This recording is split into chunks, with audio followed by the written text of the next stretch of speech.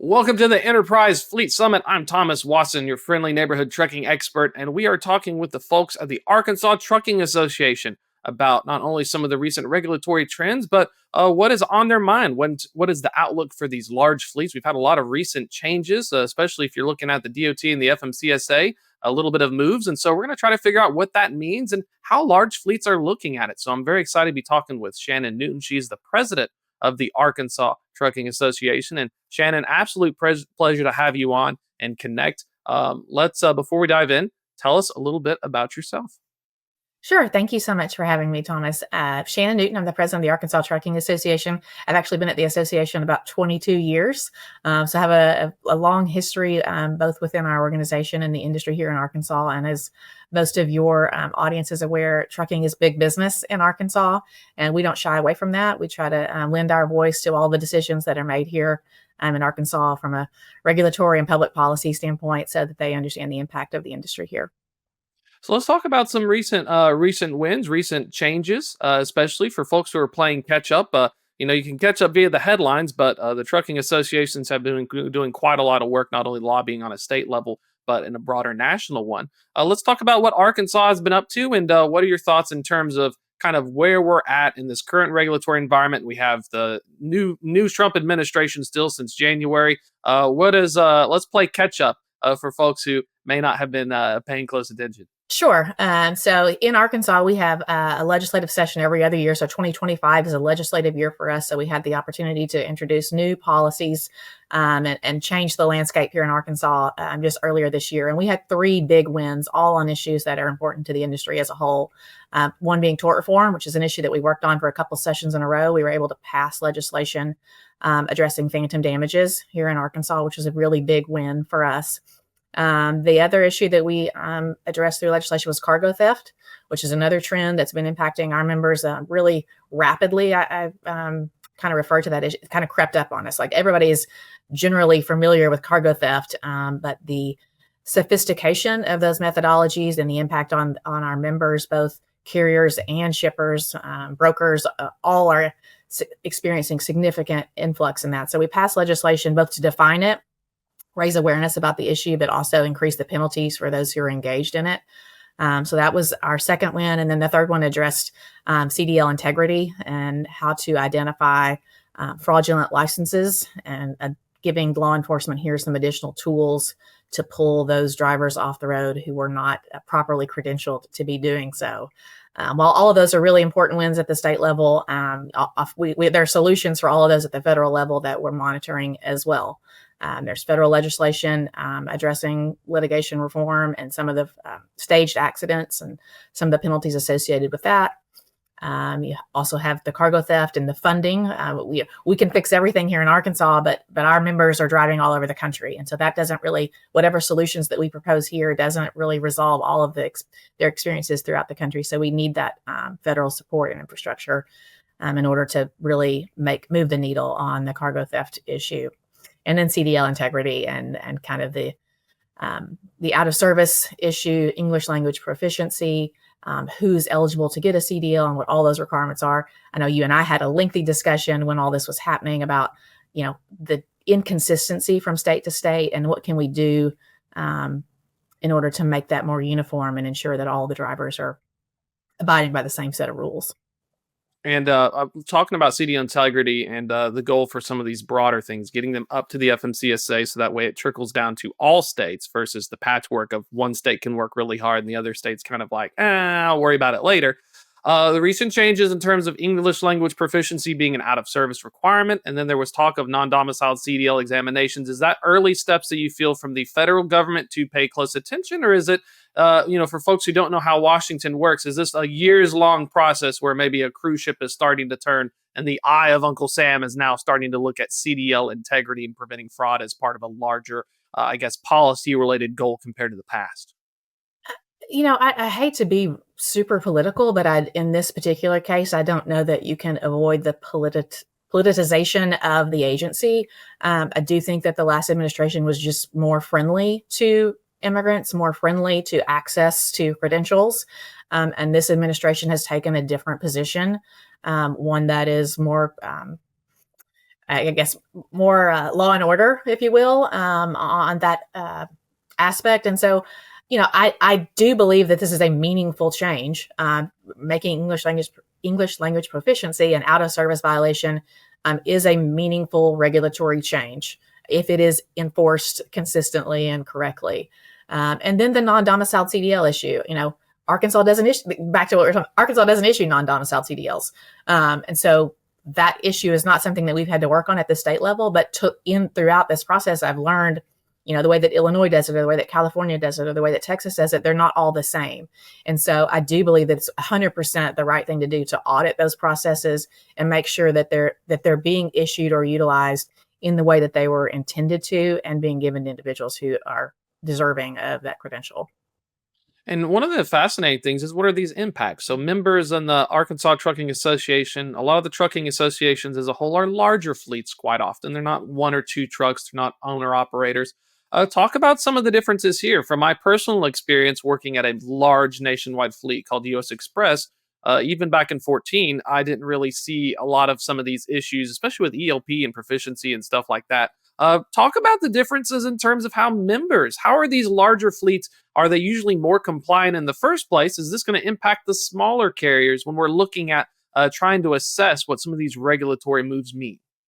Yeah. So interesting, and kind of to reinforce what you just said. So we have 350 members, and I think you'd be hard pressed to name more than a dozen of them as large carriers. And so our membership actually is pretty diverse in representing a lot of medium-sized trucking companies. And I would say that the negative implications of the lack of enforcement probably has impacted them more.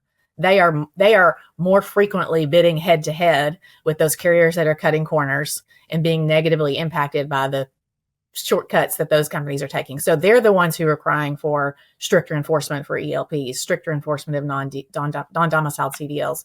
The larger carriers are somewhat insulated from that. The customer base that they're going after, the broker relationships that they have, they were kind of the last ones to the table on, hey, this is an issue, just because they weren't seeing it as much in their engagements with brokers and shippers. And so I will say, though, they came around pretty quickly. Once the data, we were able to collect the data, and then most recently, as it's kind of come down from the federal government, they're certainly welcoming those changes, or that increased enforcement and regulatory review. I just don't think that they were perhaps negatively impacted to the same degree that some of the small and medium-sized carriers were by those new entrants to the market that were driving down rates. Yeah. Yeah, it feels like the largest trucking carriers often have compliance teams. They have vetting processes. They work through CDL schools that make sure everyone. There's a whole pipeline of. It doesn't seem like it's a problem until now. There's a lot of buzz and attention. It's like, oh yeah, no, this is kind of. Yeah, I've been doing it right all along. Oh, who are these people over here trying to undercut me? So let's talk about cargo theft as well. That's freight fraud, and cargo theft is another large term. It has always been an ever-present one. Has there anything among members as well? What are some of the big changes? Is it a sudden surge? Is it like a post-COVID? Is it more sophistication? I'll give you an example. I talked with a Mexican carrier. They run from Tijuana and San Diego, and it turns out they have cell phone jammers in Tijuana, which who would have thought military-grade cell phone jammers are chilling out in Tijuana, but that's a challenge that they have to overcome with telematics through their CTPAT score. So let's talk about cargo fraud. What's the situation right now, and what are some of the big changes that have kind of moved it to the top in terms of priorities for these larger fleets? Yeah, so I have kind of termed this as the world learned to work from home, so did the criminals. And so as we pushed all of the the broker arrangements and the documents, and everything is being done via email or via an online portal, the criminals also figured out how to do their business in those same spaces. And so really, as a result of that, or at least it coincides with that timeline, the significant increase, you've seen the headlines like 1,500% increase in incidences of cargo theft, and the value of those. I'm using the term cargo theft generically, but certainly in our industry, freight fraud we're not talking about smash and grab. We're talking about criminals who are rerouting loads, sending fictitious, driver. A lot of stuff I didn't really realize. A lot of times drivers are complicit in the behavior with unknowingly. They got a message, it says pick up this load and deliver it to this warehouse, and they think that they're doing it for a legitimate carrier or provider, and little do they know that they just offloaded an entire trailer full of merchandise to the wrong place. And that's the level of sophistication and really organized crime. In Arkansas, we kind of tagged on to organized retail crime is something that people are familiar with. We're familiar with networks of smash and grab. You've seen the images of people, stealing tennis shoes off rail cars in Memphis. And that's an organized effort in which that merchandise is being, sent to some place where they're reselling it at a profit. And so using the organized retail crime language, we're able to kind of help policymakers understand we're talking about the supply chain as a whole is now the target. And so it's not just smash and grab. It's not just, these networks of individuals stealing merchandise. They're taking peanut butter, dog food, anything, whatever they get, it's free. And so whatever they can sell it for is a profit. We actually had a carrier that had over $1 million worth of peanut butter stolen over an 18-month period, unknowingly to them. They were skimming. And so until this shipper, it took a long time to realize that you were 2 pallets short of peanut butter whenever you were supposed to have X and you didn't have any in the warehouse. And so at that point, they found over $1 million worth of peanut butter in a warehouse at the Little Rock Port Authority that had been skimmed and stolen over an 18-month period. So, we often think, pharmaceuticals or merchandise and retail items are the target, but they'll take anything if they can get it for free. Of all the things, peanut butter. That's part of a broader challenge is enforcement. I spoke with some folks going to events lately, and they mentioned that the challenge is sometimes the state agencies are like, it's not my problem, call like the FBI. The FBI is like, well, call this other person. Is that one of the big, I guess, regulatory goals now that it is cargo fraud and freight fraud? How the heck do you go after the fraudsters and actually punish them? Because from my understanding, it seems to be just like with CDL enforcement. It's a hodgepodge of various agencies, and sometimes it's like a game of telephone where it's like, well, call this person, call this person. One of them even said it was a civil matter with a whole truckload that was stolen. I was shocked by that. So let's talk about a little bit about that as well when we're trying to look at, making those moves and changes and what we should focus on. Yeah. So that is the number one complaint from our carrier members is, who do I call? What is the process for fixing it? And unfortunately, we found some of the best resources are actually provided through your insurance. The insurance companies have more of a vested interest in resolving the issue or finding it or ceasing that operation than law enforcement in some cases because of the disjointed nature. Like, where was it stolen? Where was it recovered? Where was it transported through? You bring in all these different jurisdictions with very limited manpower to actually address it. We found the Office of Homeland Security is actually where this rests, if you will. And so when we initially kind of took this on as an issue, went directly, had multiple face-to-face meetings with the agents that are assigned to Arkansas to help them understand the problem, introduce them. They came and spoke to our board of directors to try to kind of make those relationships a little bit stronger so that, because, it's just like calling customer service. If you get a different person that answers the phone every single time, you got to start at the beginning over and over and over. Whereas if we have 2 agents in Homeland Security, even if it's not their job, they can call the agent in New York or they can call the agent in North Carolina to try to help resolve these issues. And that has been fruitful in at least recovering equipment or recovering stolen goods. I don't know that it's been super helpful in actually prosecution of the crime. Final thoughts. We got a little bit of time left before we wrap up. Let's talk looking ahead.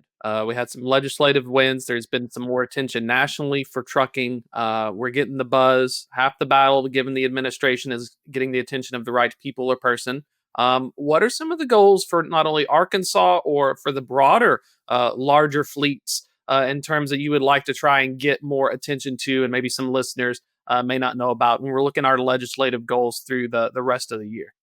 Right. I still think the economy is still the number one concern that when I talk to members, everybody still has that apprehensive, like, when it's about to get better, it's about to get better, it's about to get better, we're about to feel better. And so I still think that's kind of the cloud of uncertainty that kind of all of the other things are prioritized behind.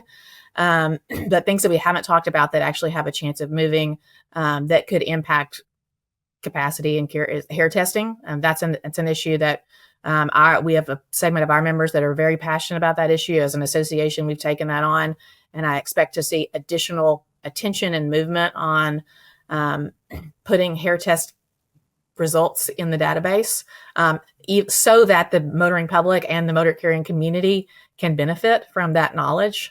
No one wants anyone who's tested positive for drugs to be driving a commercial truck. I think we all agree on that. And how can we make that happen? And then another issue, which we just happen to have the congressman from Arkansas who's on the appropriations committee, addressing truck parking as a major priority. And so from a driver lifestyle, efficiency, environment, safety, whatever your issue is, truck parking touches that. And so we're very hopeful that we'll have some additional dedicated funding and a federal solution for that issue. Perfect. Shannon, thanks so much for spending some time to talk with us. It's always great getting to catch up and see what y'all are working on. If folks want to learn more, one of the cool things I learned with trucking associations, y'all have magazines and you have your own media stuff too. Folks want to check out and see what you all and some of your members are working on. What's the best way to get more info? Sure. ArkansasTrucking.com is our website, and we're also on all the socials, LinkedIn, Facebook, and Instagram at Arkansas Trucking. Perfect. Shannon, thank you so much for your time. Thank you. That's going to be a wrap for this fireside chat, but don't worry, folks, we have a lot more great stuff coming up at this Enterprise Fleet Summit. Stay tuned.